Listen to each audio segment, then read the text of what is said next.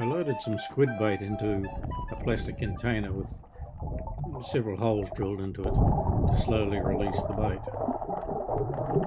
I threw it in, but I realised it was too deep for me to keep a close eye on it.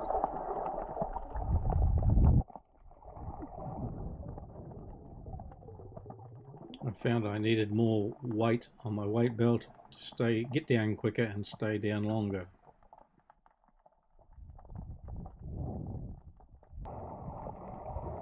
I retrieved my bait station and moved in closer and drifted along the shelf.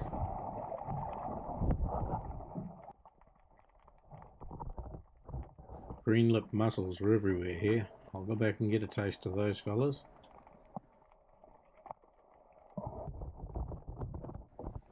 I found the fish were dubious of the big container floating in the tide. My GoPro became detached, otherwise I would never have seen this little fella.